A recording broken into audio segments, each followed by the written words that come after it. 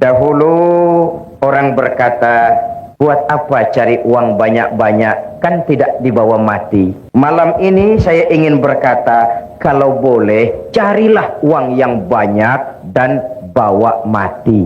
Apa boleh uang dibawa mati? Why not? Uang yang kita belanjakan untuk madrasah, masjid, rumah sakit Islam, itu uang yang akan kita bawa mati. Ini kan semua, saya sedang berhadapan dengan calon-calon jenazah ini. It is true, my dear. Calon menteri belum tentu jadi menteri. Calon pejabat tinggi belum tentu jadi pejabat tinggi. Calon jenazah mati. Hidup ini hanya sekadar menunggu giliran. Wa tilkal ayyamu nudawiluha bainan nas. Hari itu kami putar di antara manusia. Tapi itu malam ini dalam rangka memperkuat usaha paspor Madrasah Al-Junaid, saya ingin menyampaikan sebuah hadis di mana Rasulullah sallallahu alaihi wasallam bersabda, "Arba'un min sa'adatil mar'i." Orang akan bahagia kalau dia mempunyai 4 perkara. Siapapun saja jikalau mempunyai 4 perkara ini, ia boleh mendapat bahagia. Pertama, orang bahagia itu darun wasi', punya rumah biar bagus asal besar. Rumah bagus besar, kereta cantik, uang banyak, tak payah. Badan sehat. Ya itu sih maunya tiap orang, tapi kemampuan toh tidak sama. Betul, bapak-bapak dan ibu-ibu, rumah kita sebenarnya adalah hati ini. Kalau luaslah hati, walaupun rumah kecil, besar rasanya. Kalau sempitlah hati, walaupun rumah besar, kecil jadinya. Hati itu rumah kita. My heart is my home. Agar hati menjadi luas, Allah memberikan tuntunan. Ala bizikrillahi tatmainnul qulub.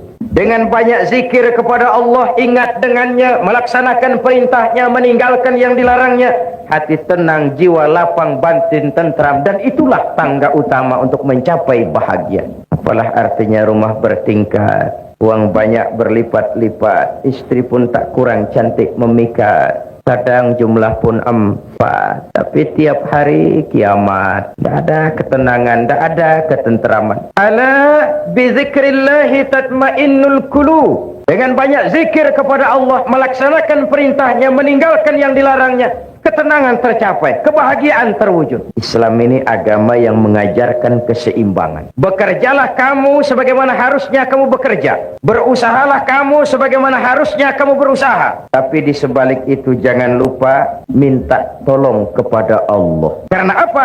Kau hanya wajib berusaha. Kau hanya wajib berikhtiar. Tapi tidak wajib untuk berhasil hasil hak Allah. Apakah Nabi Nuh tidak ingin Kan'an putranya beriman?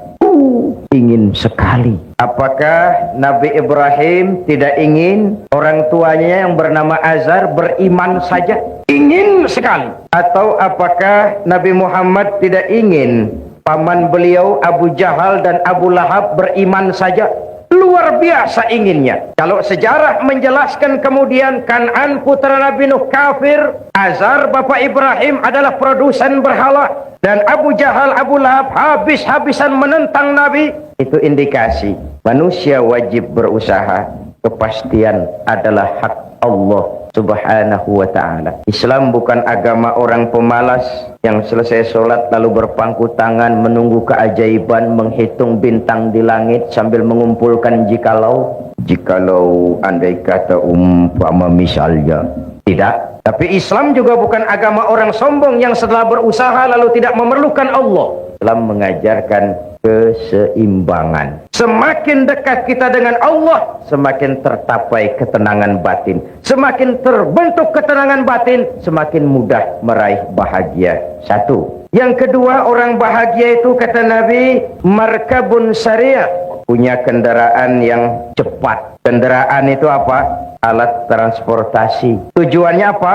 Memudahkan komunikasi. Maksudnya apa? Orang bahagia itu pergaulannya luas, tidak picik seperti katak di bawah tempurung. Masyarakat muslim, masyarakat yang satu. Kemarin kita Muharram memperingati hijrah. Unzur kaifa akhar rasulu bainal muhajirin wal ansar. Orang Mekah yang pindah ke Madinah disebut muhajirin. Orang Madinah yang menyambut orang Mekah dinamakan Ansor. Bagaimana sikap orang Madinah menyambut kedatangan orang Mekah? Apa dengan bertolak pinggang membusungkan dada? Hei, orang Mekah, kamu di sini pendatang ya?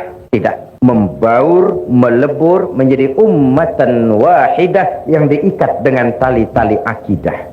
Hidup jadi nikmat karena banyak orang di sekitar kita. Bodoh manusia kalau merasa bisa hidup sendiri. Betapapun tinggi pangkat, banyak harta, hebat kemampuan intelektual, kita tetap perlu orang lain. Saya bisa pidato seperti ini. Kenapa? Karena ada yang mendengar. Bapak-bapak, ibu-ibu tenang menghadap ke sini. Kenapa? Karena ada yang mendengar. Kita saling perlu. Bagaimanapun hebat saya pidato di sini, 2 jam menggelegar, membakar, luar biasa. Yang dengari tidak ada. Hebat. Jangankan kerja yang berat, senyum saja. Senyum itu kan ringan toh. Untuk senyum yang mudah itu pun kita perlu bantuan orang lain. Sebab kalau sudah mulai bisa senyum sendiri, harap hati-hati. Tidak usahlah kerja yang berat, senyum yang mudah itu pun kita perlu bantuan orang lain. Itulah sebabnya jikalau kita rukun, kompak, bersatu, tidak ada yang tidak bisa kita selesaikan. Akan bagaimana Islam bergantung anak-anak kita. Bagaimana anak-anak kita bergantung kepada pendidikan yang mereka terima. Oleh sebab itu, sekali lagi, orang bahagia, orang yang pergaulannya luas, hidup di tengah masyarakat, tidak eksklusif, tidak memencilkan diri. Sehingga Nabi memberikan peringatan keras, isnani la yanzurullahu ilaihi ma yaumal qiyamah qati'ur rahim wa jarsu. 2 golongan manusia di akhirat nanti tidak akan dipandang oleh Allah, didiamkan saja. Pertama, qati'ur rahim, orang yang suka memutuskan silaturahmi. Dan yang kedua, jarusu'i, tetangga yang jahat dengan tetangganya. Tidak akan ada kemenangan tanpa kekuatan, tidak akan ada kekuatan tanpa persatuan, dan tidak mungkin terbentuk persatuan tanpa silaturahmi. 2. Yang ketiga, orang bahagia itu menurut Nabi misbahun mudhi, punya lampu yang terang. Lampu yang terang itu merkuri ini? Ya, tapi ini lampu dunia. Kristal? Ya, tapi itu lampu dunia. Hidup tidak berhenti hingga di dunia. Satu saat, setuju atau tidak, rela atau terpaksa, kita akan pergi berangkat menuju rumah masa depan, yaitu kuburan, rumah masa depan. Malah kalau menurut contoh dari baginda Nabi kita, jatah umur itu cuma berapa? 63 tahun. Maka yang malam ini sudah 62 tahun 11 bulan. Supaya hati-hati, Pak. 1 bulan lagi kontrak selesai. Walaupun ajal itu a mysterious problem ya. Kalau datang saatnya berpisah kita dengan semua yang kita cintai, sehingga Nabi dipesan oleh malaikat Jibril, ya Muhammad, ish ma syi'ta fa innaka mayyitun, wa'mal ma syi'ta fa innaka majziyun bih, wa ahbib ma syi'ta fa innaka mufariquh. Muhammad, hiduplah seenakmu, hiduplah semaumu. Kalau dilarang tidak terlarang, dicegah tidak tercegah, mau juga kau memperturutkan hawa nafsumu, silahkan. Mau ke barat, ke baratlah. Mau ke timurlah. Mau menegakkan yang ma'ruf, oke. Mau membina yang munkar, silahkan. Mau jadi orang baik-baik, boleh. Mau jadi tidak baik, silahkan. Hiduplah semaumu. Wa innaka mayyitun, jangan lupa kamu akan mati. Terus mafhum mukhalafahnya, kalau kamu tahu kamu akan mati, jangan hidup seenaknya. Maaf, ibu-ibu ini akan mati apa tidak? Mati. Mati. Apa-apa. Saudara-saudara, saya belakangan sedikit. Kalau saya terserah sih, saya sih mudah saja. Saudara-saudara dulu, saya belakang boleh. Atau saya belakang, saudara dulu juga. Silahkan. Hiduplah seenakmu. Tapi jangan lupa kamu akan mati. Kalau mati, dibawa ke kubur. Yang mengantar cuma 3. Ahluhu wa maluhu wa amaluhu. Keluarga, harta, amal ikut mengantar. Tapi sayang 1000 kali sayang, yang 2 kembali lagi ke rumah. Tidak mau ikut masuk ke liang kubur. Pertama, keluarga. Tidak seorang keluarganya yang bagaimanapun cintanya kepadanya yang mau ikut masuk ke liang kubur. Tidak istri, tidak suami, tidak kemenaan, tidak om, tidak tante, tidak seorang pun. Istri bapak ini yang katanya setia kepada bapak, yang dulu pernah berjanji buat sehidup semati di bawah tiang listrik.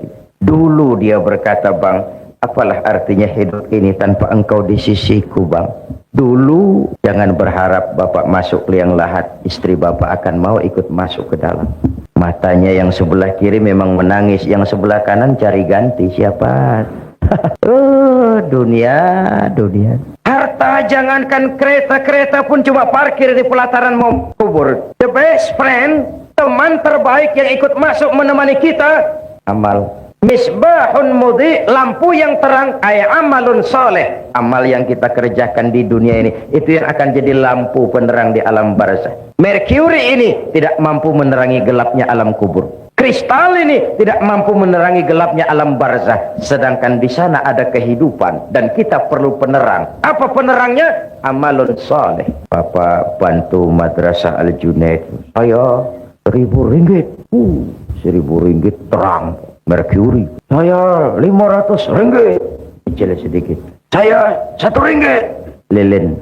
Bukankah Nabi menjamin mana kosomalun min sodakatin bal yazdad sampai 3 kali. Harta tidak akan berkurang karena disedekahkan, bahkan akan bertambah dan bertambah. Jadi kalau ingin melipat gandakan jumlah uang, belanjakan di jalan Allah. At-Taubah ayat 111 memberikan jawaban, innallaha ashtara minal mu'minina anfusahum wa amwalahum bi anna lahumul jannah. Allah telah membeli dari orang-orang mukmin kita ini, diri mereka, harta mereka, bagi mereka adalah surga. Ayat ini transaksi. Pembeli Allah, penjual kita, dagangannya amwal dan anfus, harganya surga. Harganya surga. Ibu bapak, saudara-saudara hadirin yang saya hormati, jadi orang bahagia itu amalnya banyak. Jasadnya boleh hancur terkubur tanah, namanya akan hidup 1000 tahun yang akan datang. Kalau gajah mati, dia masih tinggalkan gading. Kalau harimau mati, dia masih meninggalkan belang. Kalau ibu mati, meninggalkan apa? Utang. Innamal mar'u ahadisun ba'dahu fakun hadisan hasanan liman wa'a. Setelah manusia mati, dia akan jadi cerita bagi orang yang masih hidup. Jadilah cerita yang baik bagi orang yang kau tinggalkan. Mau baik atau tidak, bergantung apa yang kita kerjakan sekarang ini. Jadi hidup adalah kesempatan untuk beramal. Lampu yang terang, amal saleh yang kita kerjakan dalam kehidupan kita. Kalau ibu akan ke Jakarta, bapak akan ke Jakarta, tentu bawa uang. Pergi lagi ke Mekah, lebih banyak lagi bawa uang. Pergi lagi ke London, lebih jauh, banyak lagi bawa uang. Makin jauh perjalanan, makin banyak bekal yang harus kita bawa. Kalau kita mau ke Jakarta tidak bawa uang berangkat, itu bukan berani, nekat. Sampai ke Jakarta belum tentu, sengsara di jalan sudah pasti. Kenapa? Tidak ada bekal berani berangkat. Begitulah orang Islam. Belum sempat sholat, mati, nekat. Kok berani mati, belum sempat sholat. Belum beramal banyak, sudah datang ajal. Kasihan. Perjalanan demikian jauh, bekal tidak ada. Na'udzubillah summa na'udzubillah. Jadi yang ketiga, orang bahagia itu amalun saleh, punya lampu yang terang, punya amal yang banyak. Yang keempat, kata Nabi, orang bahagia itu zaujatun salihah, punya istri biar cantik, asal taat, tidak apa-apa. Istri itu pak sudah cantik, taat, istri seperti itu kalau belum mati jangan dikubur. Sudah cantik, taat. Apa artinya? Rumah tangga sakinah. Tidak ada sukses yang tidak berangkat dari rumah tangga. Career, profesi, tidak ada keberhasilan yang tidak ditunjang dari kehidupan berumah tangga. Demikian pentingnya sehingga Al-Quran dengan bahasa yang indah menyatakan, hunna libasul lakum wa antum libasul lahunna. Baiklah ya, saya kembali kepada soal kita tadi. Misi Islam membebaskan manusia dari kebodohan. Mari kita lihat. Sebenarnya pada saat Quran berkata, tutuplah auratmu, sebenarnya Quran ingin berkata, hai umat Islam, kau harus punya pabrik tekstil.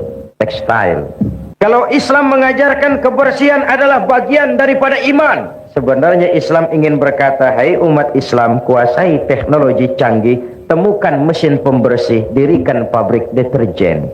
Selama ini konsep agama belum menimbulkan bias budaya.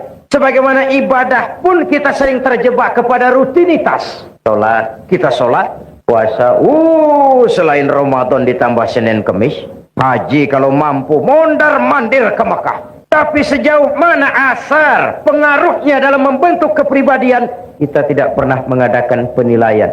Jangan heran kalau ada orang sholatnya rajin, maksiatnya tekun. Ini di Jakarta. Yang seperti ini di Jakarta. Di sini insya Allah sama. Puasanya rajin, Ramadan puasa, Senin Kamis puasa, tapi kepedulian sosial, kepekaan sosial tidak tumbuh walaupun dia sudah merasakan bagaimana tidak enaknya lapar dan haus.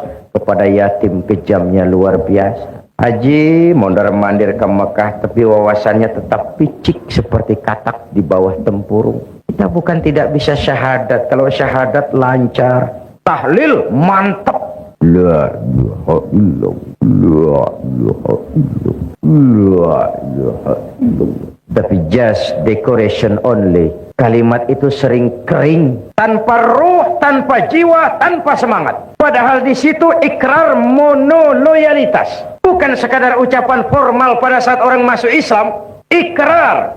Asyhadu an la ilaha illallah. Saya bersaksi tidak ada Tuhan selain Allah. Jikalau saya yakin tidak ada Tuhan selain Allah, artinya saya tidak akan menyembah kecuali hanya kepada Allah. Orang yang benar syahadatnya, cantik rukuknya, beres sujudnya, hebat ibadahnya. Ini syahadat.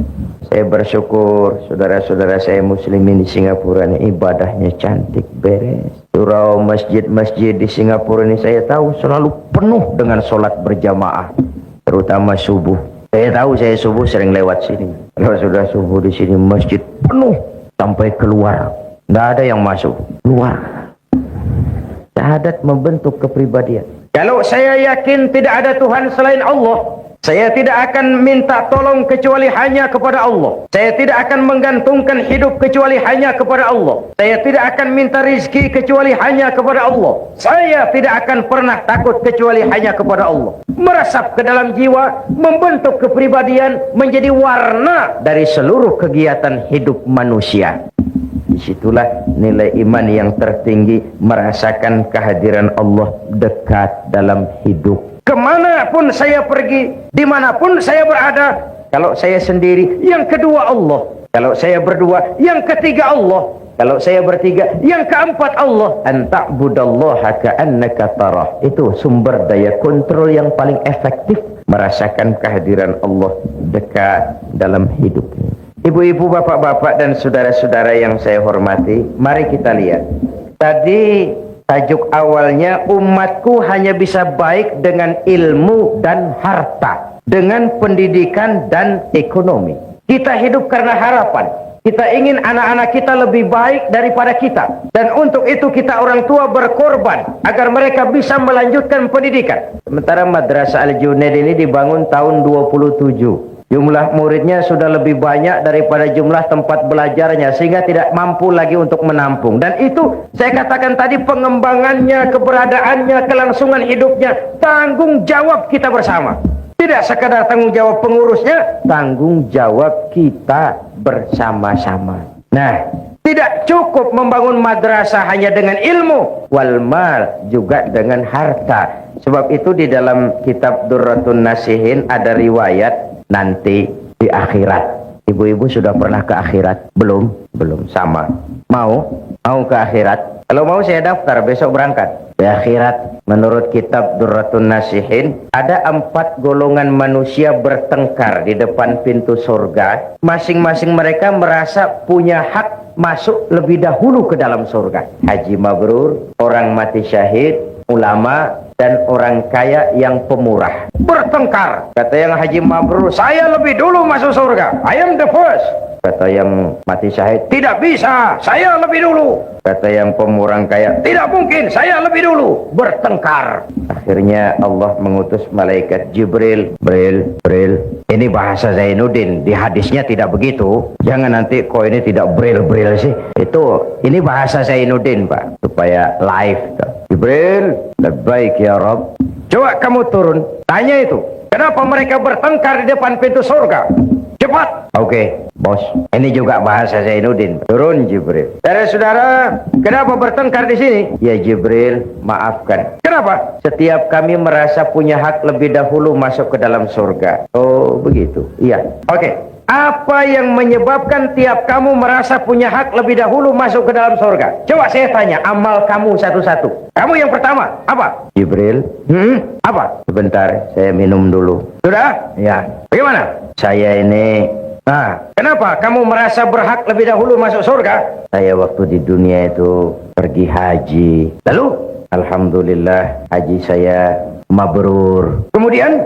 Katanya orang yang hajinya mabrur itu masuk surga lebih dulu dari yang lain. Kata siapa? Kata ulama. Saya dengar syarahan begitu. Jadi yang memberitahu kamu ulama? Iya. Kalau begitu jangan mendahului orang yang memberitahu kamu. Yang memberitahu kamu ulama kan? Betul. Ulama dulu, kamu belakang. Minggir. Gak tahu diri kamu. The next. Kamu yang berikutnya apa amalan kamu ketika di dunia? Ya Jibril. Saya itu waktu di dunia berjuang membela agama, perang menghadapi orang-orang kafir. Saya gugur bersimbah darah, ikhlas karena Allah. Katanya orang mati syahid masuk surga lebih dulu dari yang lain. Kata siapa? Kata ulama. Juga waktu syarahan saya dengerin begitu. Kamu sama dengan yang tadi. Mundur, belakangan. Ulamanya duluan. Kamu yang ketiga. Jibril, saya waktu di dunia diberikan amanah berupa harta. Lalu harta itu saya belanjakan di jalan Allah. Katanya orang kaya pemurah masuk surga lebih dulu dari yang lain. Kata siapa? Kata ulama. Kalau begitu sumbernya jelas. Ulama, kamu masuk lebih dulu. Ini yang lain belakangan. Ulamanya, ulama yang tahu diri. Kata ulama, ya Jibril, memang benar. Itu yang mati syahid, yang haji mabrur, yang kaya pemurah, saya yang memberitahu, saya yang mengajari mereka. Tapi terus terang saja Jibril, saya ini bisa jadi ulama itu karena dulu ada orang kaya bangun madrasah namanya Al-Junaid. Saya belajar di situ sampai saya jadi ulama. Itu karena orang kaya bangun madrasah. Kalau tidak, sulit saya jadi ulama. Jadi bagaimana? Biarlah orang kaya pemurah masuk surga lebih dulu. Saya ikut menyusul. Asbabun nuzulnya karena dia saya jadi begini. Malu kalau saya harus masuk surga lebih dulu dari orang kaya pemurah tadi. Dia belikan saya kitab, dia bangunkan madrasah, saya belajar di situ.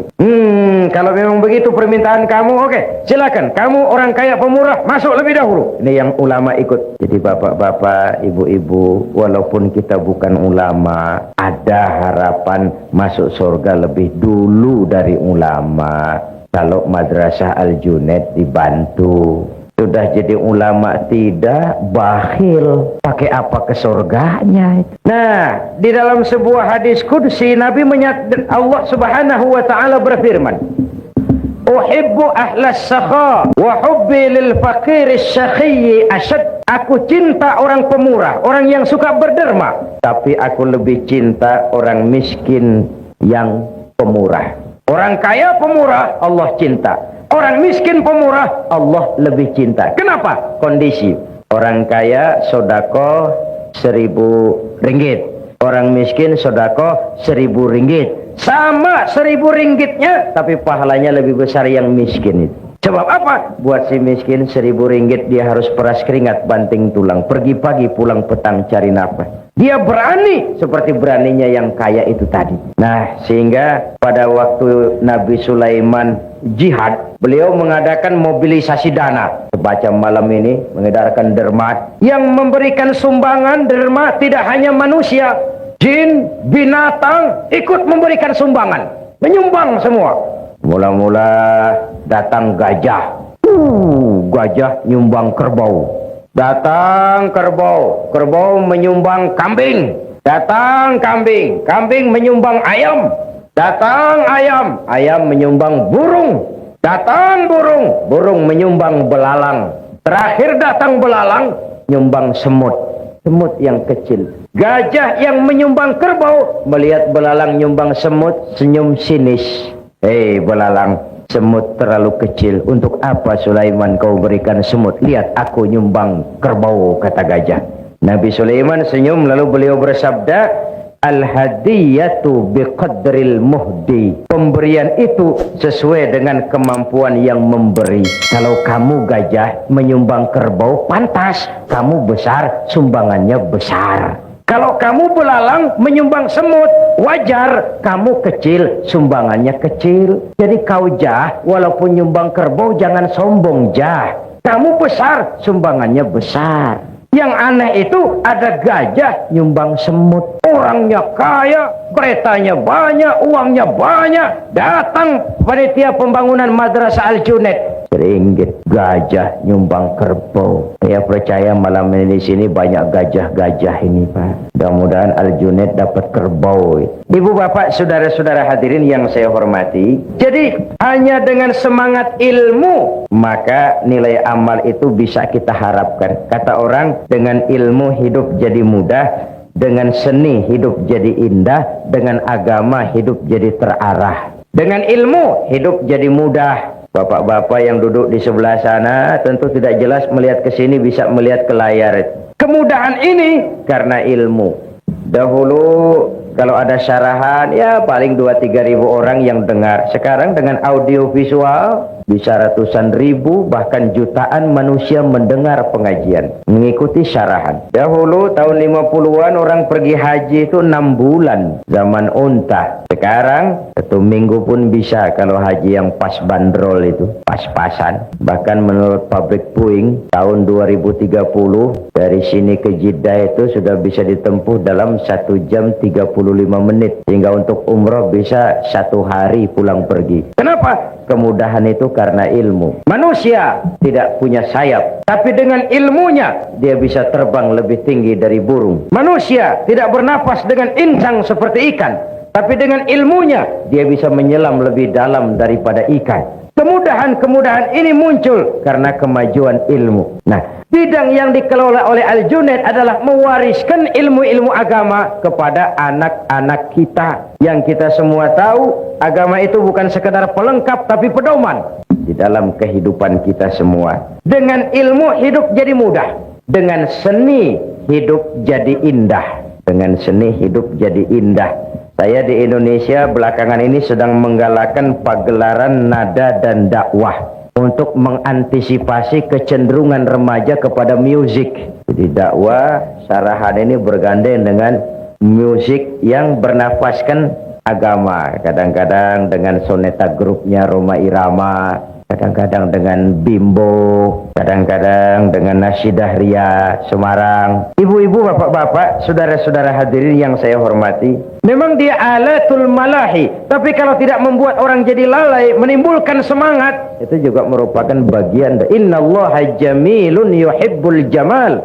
Allah itu indah dan menyukai keindahan. Allah itu indah dan menyukai keindahan. Seni bukan untuk seni, tapi seni untuk menunjang keimanan kita kepada Allah Subhanahu wa ta'ala. Seorang seniman yang mempunyai rasa keimanan, kalau dia berdiri di tepi pantai, dia berkata, alangkah indahnya lautan, luas terhampar biru membentang, sementara ombak menghempas diri ke tepian pantai. Kalau laut saja begini hebat, apalagi yang pencipta laut. Allahu Akbar. Dia tidak jadi pemuja laut, dia jadi pemuja sang pencipta laut. Seni yang didasari dengan semangat keimanan. Dengan seni hidup jadi indah. Dengan agama hidup jadi terarah. Tanpa agama, ilmu dan seni sering bikin malapetaka bagi manusia. Tanpa agama, ilmu dan seni bisa membawa kesengsaraan kepada manusia. Nah, untuk itu sekali lagi, Madrasah Al-Junaid ini adalah milik kita bersama. Tanggung jawab kita bersama.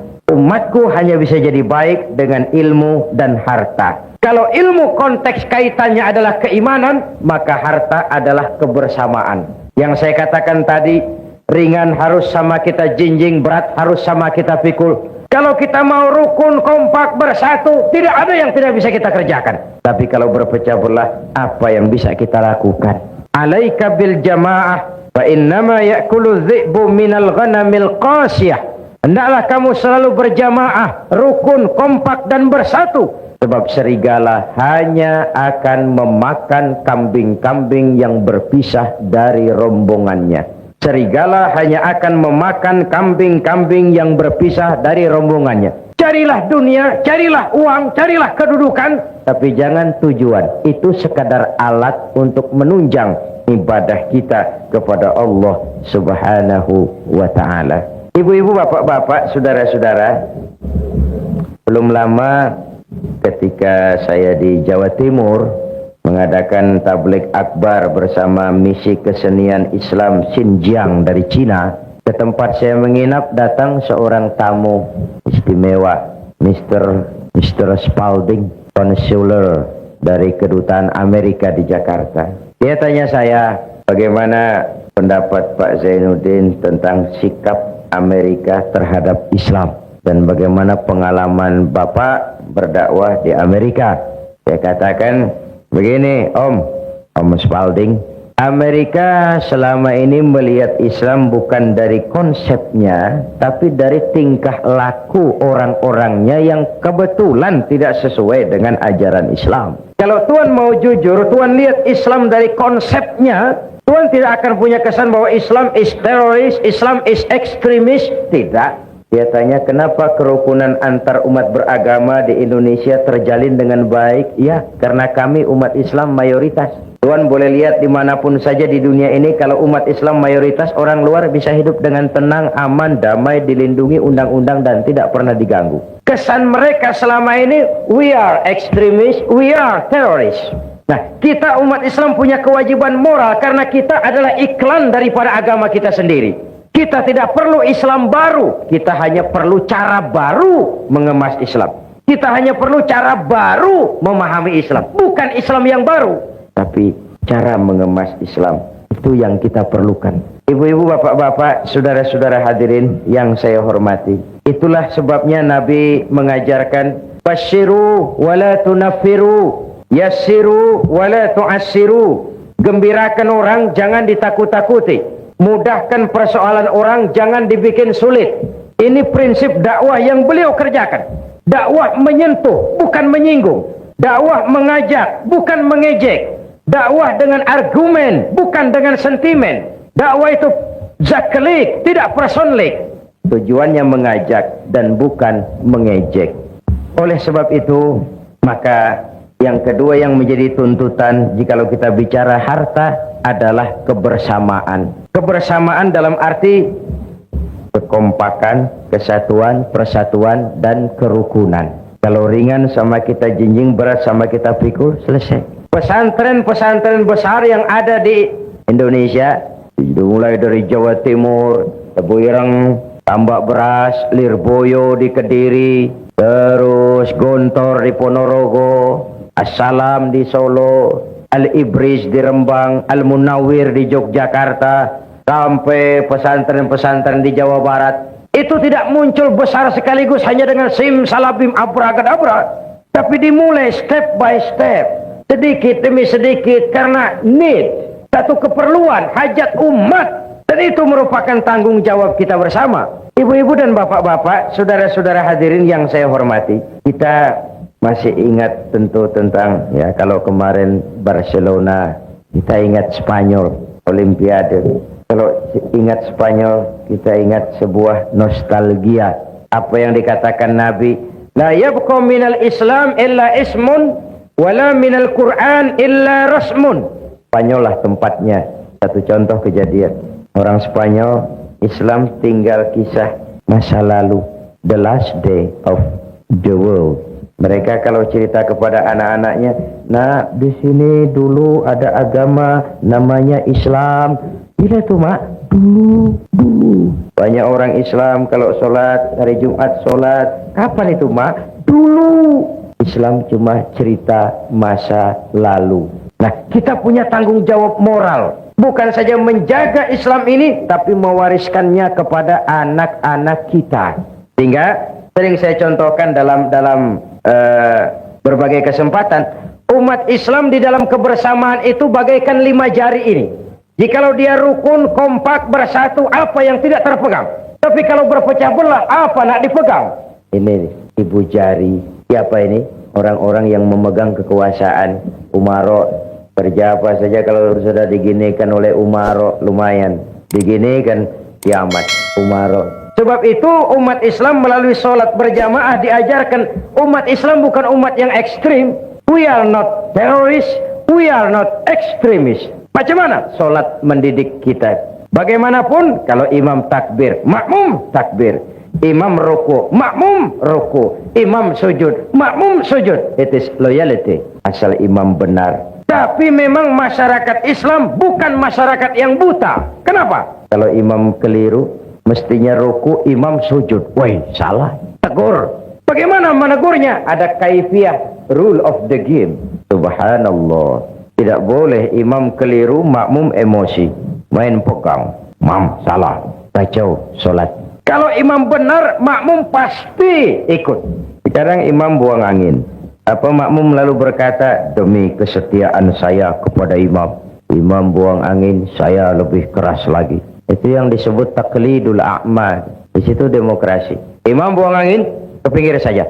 Yang di belakang maju. Teruskan pekerjaan imam demi menjaga keselamatan sholat berjamaah. Tidak perlu membentuk sholat baru. Lanjutkan saja. Iyyaka na'budu wa iyyaka nasta'in. Sampai situ imam buang angin, ke pinggir. Yang di belakang maju. Teruskan. Ihdinas siratal mustaqim. Tidak perlu bikin sholat baru. Asal imam tahu diri. Kalau sudah buang angin, ke pinggir. Sholat sering rusak karena imam sudah buang angin. Tenang. Seperti orang tidak punya salah. Selesai sholat ditanya, Pak Imam tadi buang angin ya. Kehidupan sosial, mekanisme kehidupan berdemokrasi diajarkan melalui sholat. Umat ini umat yang loyal. Umaron, harus ada Muslim yang jadi manpower. Yang ini telunjuk, alat untuk menunjuk. Ini siapa? Agniya, orang kaya, para pengusaha. Di mana-mana kalau orang kaya sudah menunjuk, biasanya tidak banyak masalah. Nanti masjidnya dibangun sebelah sana ya. Itu kalau orang kaya yang menunjuk, selesai masjid. Coba kita yang miskin nunjuk-nunjuk begini, nggak laku Pak. Dipegang orang apa-apaan ini, nggak modal. Agniya, harta bukan sebagai alat, bukan sebagai tujuan, tapi sebagai alat. Sebagai alat, agniya. Membangun rumah sakit tidak cukup dengan pidato. Membangun masjid tidak bisa hanya dengan semangat. Membangun madrasah tidak cukup dengan ilmu. Perlu harta. Ini jari tengah, ke kanan tidak, ke kiri tidak. Istilahnya ini tidak kemana-mana, tapi ada di mana-mana. Ini ulama, tokoh-tokoh agama, para pemimpin, menjadi milik semua golongan. Yang ini jari manis, walaupun buntung tetap jari manis namanya. Siapa? Remaja, pemuda. Masa muda adalah masa yang paling manis. Semua harapan milik anak-anak kita. Belum pernah saya dengar ada orang pidato, para kakek-kakek harapan bangsa, belum pernah. Sudah harapan itu remaja, pemuda, the next generation. Tapi itu terutama adik-adik saya, para remaja, para pemuda. Kaulah hari depan Islam di Singapura. Di pundakmu lah tanggung jawab ini. Dan sekarang kewajibanmu membekali diri. Perjalanan masih panjang, sementara hidup hanya sekadar menunggu giliran. Musim berlalu, ada saat datang, ada saat pergi, itu pasti. Mau hidup harus berani mati. Takut mati, jangan hidup. Takut hidup, mati saja. Jadi berani hidup, tidak takut mati. Yang takut mati, tidak usah hidup. Yang takut hidup, silahkan mati. Hidup bukan undian, jangan berharap untung besar tanpa peras keringat. Biarlah berakit-rakit kita ke hulu, asal bisa berenang-renang ke tepian. Bagaimanapun, lebih baik makan singkong betulan daripada makan roti mimpi. Yang ini, kelingking ini, jari paling kecil. Ini kaum wanita, muslimat, kecil tapi mantap. An-nisa imadul bilad. Wanita tiang negara. Kalau baik wanita, baik negara. Kalau rusak wanita, hancur negara. Karena wanita, negara jaya. Karena wanita, negara hancur. Maka wanita adalah bidadari. Wanita juga kadang-kadang setan. Yang hadir di sini semua bidadari. Tapi kan memang begitu toh. Sejarah ini tidak hanya melahirkan Golda Meir, Indira Gandhi, Bandaran Naike, Margaret Thatcher, Corazon Aquino, Kartini, Dewi Sartika. Sejarah juga melahirkan perempuan-perempuan kelas Cleopatra, Margaret Josephine, Eva Braun, Pamela Bordes, Donna Rice, rombongan-rombongan setan. Kalau bersatulah 5 jari ini, rasanya tidak ada yang tidak bisa kita lakukan. Tapi kalau berpecah belah, apa yang mau kita kerjakan? Islam sudah mengikat kita dengan tali akidah. Peristiwa hijrah bersatunya Ansor dan Muhajirin merupakan cermin yang sangat nyata. Begitulah persaudaraan dalam Islam. Sekali lagi, tidak ada kemenangan tanpa kekuatan, tidak ada kekuatan tanpa persatuan, dan tidak ada persatuan tanpa silaturahmi. Ibu-ibu, bapak-bapak, saudara-saudara hadirin yang saya hormati. Jadi saya kembali kepada awal pembicaraan tadi. Misi Islam menyelamatkan manusia dari kebodohan. Yang ingin meraih dunia harus dengan ilmu. Yang ingin menjangkau akhirat harus dengan ilmu. Yang ingin dunia dan akhirat juga harus dengan ilmu. Man arada dunya fa'alaihi bil ilmi, wa man arada al-akhirata fa'alaihi bil ilmi, wa man aradahuma fa'alaihi bil ilmi. Imam Ali karramallahu wajhah pernah ditawarkan, "Ya Ali, kalau aku tawarkan kepadamu ilmu atau harta, kau pilih mana?" "Ya, harta." "Ya, ilmu." "Oh, saya pilih ilmu." "Kalau saya berikan ilmu atau harta, yang mana yang kau ambil?" "Ilmu tentu." "Kenapa?" "Pertama, dengan ilmu saya bisa mencari harta. Tapi belum tentu dengan harta saya bisa mencari ilmu." Satu. Yang kedua, harta itu kalau saya berikan orang berkurang. Tapi ilmu kalau saya berikan orang bertambah. Saya ajarkan orang Fatihah, orang lain bisa, saya pun makin hafal. Tidak karena saya ajarkan orang lalu ilmu saya habis.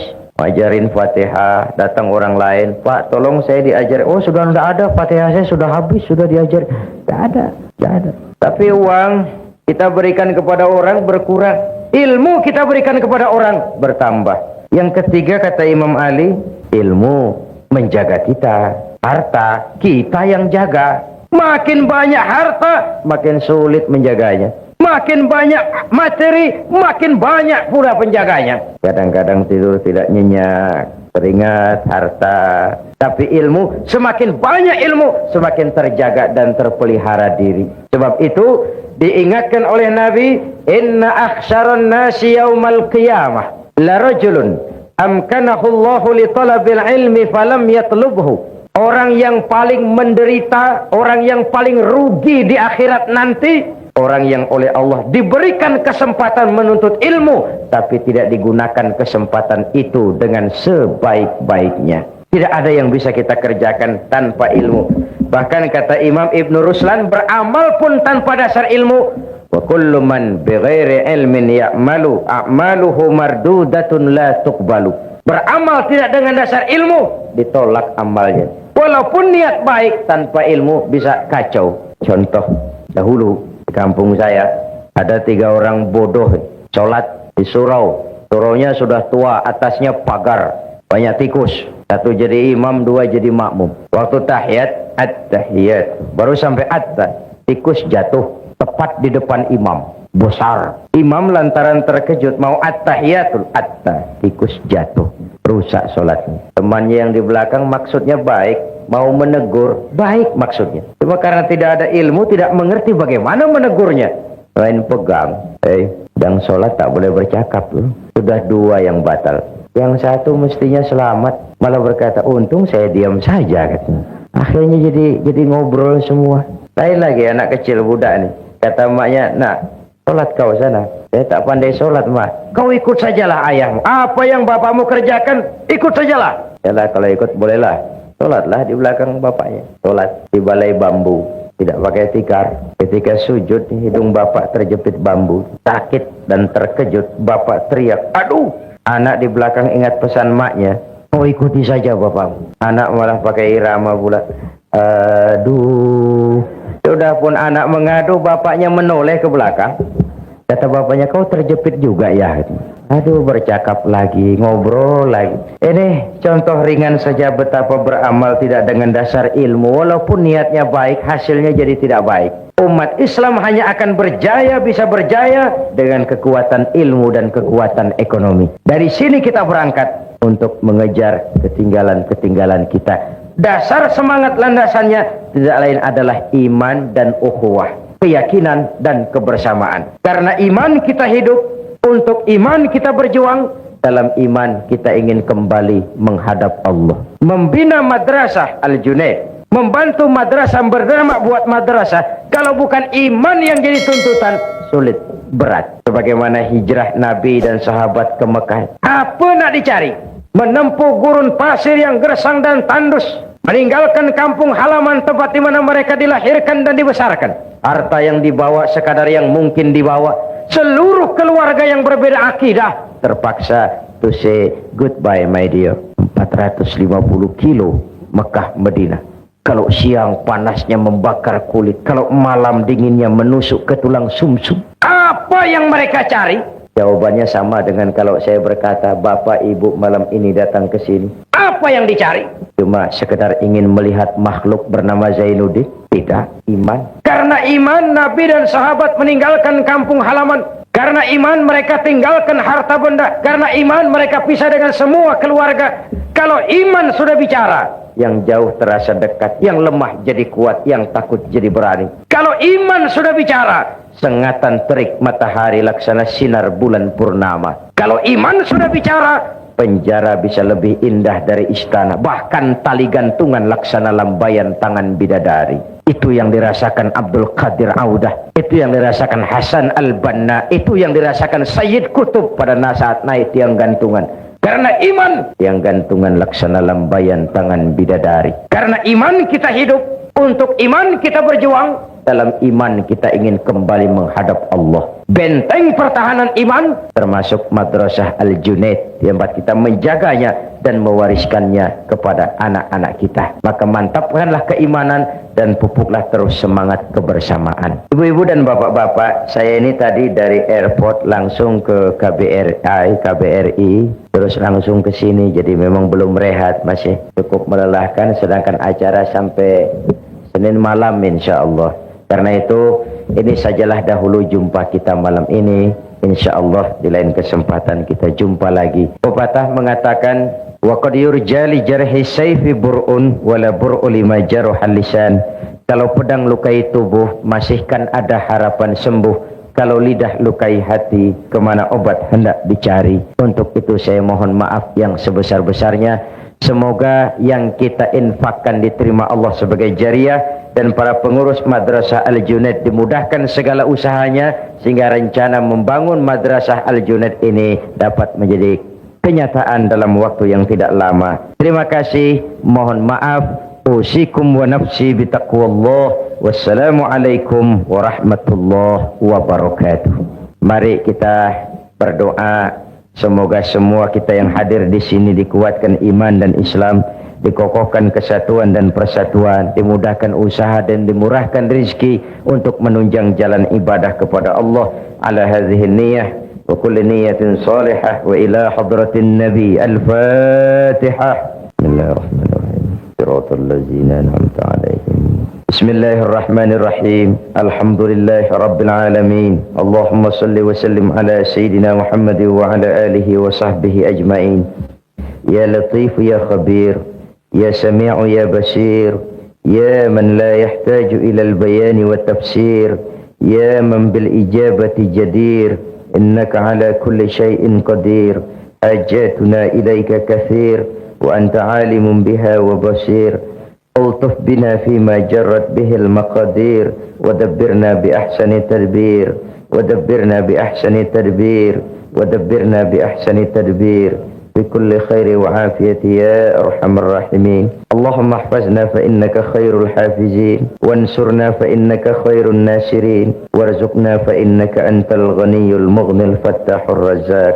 اللهم سهل أمورنا وتمم تقصيرنا برحمتك يا أرحم الراحمين. اللهم أصلح من في صلاحه صلاح المسلمين، اللهم أهلك من في هلاكه صلاح المسلمين. اللهم اغفر لنا ولوالدينا وارحمهما كما ربيانا صغارا. ربنا آتنا في الدنيا حسنة وفي الآخرة حسنة وقنا عذاب النار. صلى الله على سيدنا محمد وعلى آله وصحبه أجمعين. سبحان ربك رب العزة عما يصفون، سلام على المرسلين والحمد لله رب العالمين. الفاتحة. يا أرحم الراحمين ارحمنا، يا أرحم الراحمين ارحمنا، يا أرحم الراحمين ارحمنا.